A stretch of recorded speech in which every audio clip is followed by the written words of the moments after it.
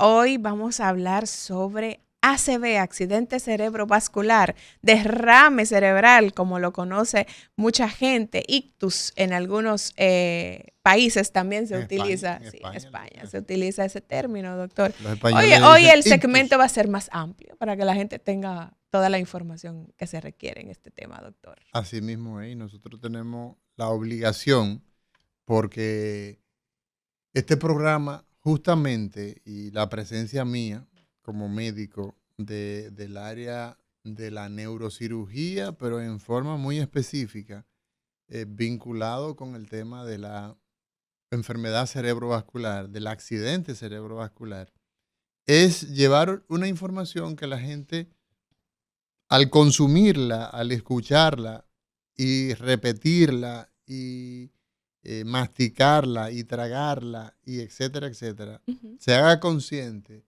de lo que implica esta enfermedad que, como tú bien dices, tiene, por ejemplo, si tú estás en Estados Unidos, tú vas a escuchar como latino, ¿no? Que se habla de stroke, Ajá. ¿verdad? Se habla del stroke, es el término que se utiliza en los Estados Unidos de Norteamérica, porque cuando una enfermedad tiene, digamos, varias aserciones, pues para muchas personas es un poco difícil en el poder, digamos, entenderlo. Y nuestro papel, nuestra responsabilidad, pues es justamente que la gente pues entienda todo lo que hay que saber de una enfermedad como esta. Sí. Por lo tanto, cuando hablamos del accidente cerebrovascular, nos estamos refiriendo a una enfermedad que se produce esencialmente porque nuestro cerebro deja de funcionar parcial o totalmente. Sí. Y esa falta de funcionamiento ocurre de manera repentina. Ujú. Y esa falta de funcionamiento total o parcialmente, de manera repentina, ¿por qué? Porque falló el fluido de sangre que va hacia nuestro territorio afectado. El accidente cerebrovascular, como se le conoce en la República Dominicana, el derrame cerebral, el ictus, el stroke, es una enfermedad que produce una alteración de una función que tenemos los seres humanos, X. Los seres humanos pensamos, los seres humanos vemos, los seres humanos hablamos, sentimos, nos movemos, idealizamos, planificamos, nos enamoramos, amamos, odiamos. Y cuando se produce un accidente cerebrovascular, pues vamos a tener que una de esas funciones se va a perder. En muchas ocasiones se pierden todas y se da un coma y la persona no despierta. Entonces va a depender de qué cosa va a depender que tengamos eh, esa profundidad, digamos, esa severidad. ¿Mm? Va a depender de cuán extenso sea el daño Sí. y la zona en particular. Entonces, epidemiológicamente, Liz, digamos, el alcance de esta enfermedad es tan seria que nosotros tenemos que, se estima aproximadamente en unos 200 casos por cada 100.000 habitantes. Y evidentemente que cuando tenemos ese número con esa característica, tú dices, pues estamos hablando de una enfermedad altamente prevalente. La incidencia es muy alta. Claro. Y ustedes, usted que habla de ACV aquí, hemos tenido otros expertos que también han hablado aquí al respecto. Y hay una frase que utilizan que es tiempo es cerebro. Y justamente usted mencionaba ahora el pronóstico del paciente va a depender de cuán extenso sea el daño. ¿El daño es extenso atendiendo a qué tan rápido se atiende el paciente o no? ¿O depende de otros factores? Bueno, nosotros vamos a tener que una persona va a tener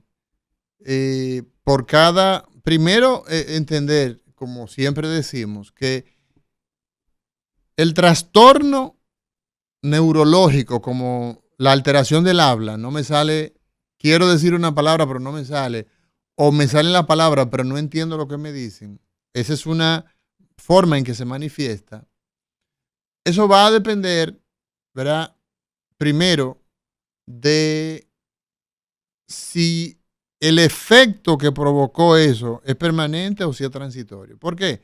Porque si la arteria que está provocando eso se queda definitivamente tapada, entonces ese daño se va a perpetuar, se va a quedar como un déficit definitivo. Entonces es importante que nosotros sepamos que el accidente cerebrovascular se presenta de dos formas. El accidente de tipo isquémico, que es del que la mayoría de nosotros pues nos hacemos a la idea de que 80% de cada 100 pacientes con ACV, 80%, 85% incluso, van a ocurrir porque se tapa una arteria. Y a ese es el que le llamamos isquémico. El otro porcentaje es porque hay un sangrado, que llamamos hemorrágico. Y ese sangrado puede estar ubicado dentro del cerebro, y si es dentro del cerebro, en el parénquima, en el tejido cerebral, le vamos a llamar hemorragia intraparenquimatosa, ¿verdad? Que es la más frecuente, por cierto. Pero hay otras hemorragias que se van a producir, y entre ellos están las hemorragias que van hacia los ventrículos, ¿verdad? Y las hemorragias que se producen en el espacio subaracnoideo. Ahora bien, lo que tú preguntabas con relación al tema del tiempo, pues ocurre que cuando se produce lo más frecuente, que decíamos que es la oclusión, que se tapa una arteria, esa arteria, pues si se queda tapando esa arteria, ese territorio determinado, pues de eso va a depender la evolución. ¿Por qué?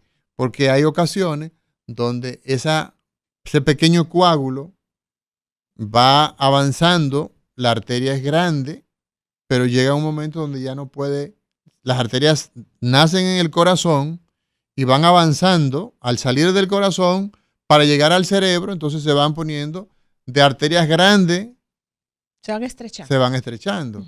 Y ese coagulito, por ejemplo, si salió del corazón por una fibrilación, una arritmia de las aurículas, que es cuando las aurículas sentimos esa sensación de palpitación, entonces eso puede provocar, esa condición puede hacer que fibrilemos. Y cuando fibrilamos, cuando las aurículas pierden ese ritmo de apretar y de relajar de forma sincrónica, sino que lo que ocurre es como una vibración, eso termina formando coágulo. Y entonces ese coágulo pues se va a encallar, se va a quedar en un punto y eso puede pues perpetuar el déficit. Hay ocasiones donde ese coágulo se fragmenta y entonces la persona pues recupera de forma espontánea. Y a eso se le llama ataque isquémico transitorio. Pero el hecho de que el tiempo en el que se dispone de estrategia para poder darle atención, es importante que la gente lo tome en cuenta, porque cuando se presenta un déficit neurológico, que es lo más importante que la gente tiene que tener en consideración, si usted perdió la capacidad de hablar o la voz no le salía de la forma adecuada, o usted se le debilitó el brazo, se le torció la boca, la pierna, si usted perdió la visión de un ojo o de ambos ojos, si usted se le pegó el peor dolor de cabeza de su vida, usted tiene inmediatamente que pensar en que lo que estamos hablando aquí, de lo que se trata es de un accidente cerebrovascular. Esa es la presunción que usted tiene que tener en la cabeza. Claro. Identificar esas manifestaciones tempranamente e ir de inmediato. Esos síntomas son fundamentales, porque esos síntomas son los que, si se quedan ahí, entonces usted va a cargar con el problema, uno de los problemas más importantes que tiene el ACV. Porque el ACV hay que verlo como lo que es.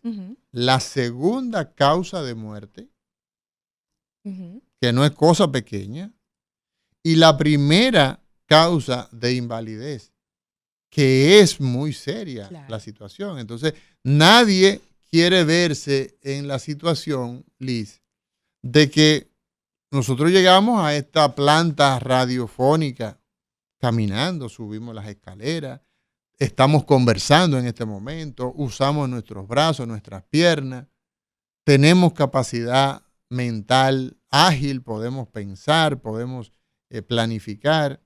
Cuando ocurre un ACV, cuando ocurre un accidente cerebrovascular, esas funciones se pierden y se pueden perder momentáneamente, pero se pueden perder de manera definitiva. Claro. Y el tiempo en el que se identifica la situación, pero ¿cómo lo identificamos? Si la población conoce estos datos en el que desarrollamos cuando se produce un accidente cerebrovascular. Por eso yo digo, cuando estos síntomas aparecen, usted tiene que inmediatamente actuar, usted tiene que correr, usted tiene que volar. ¿Por qué?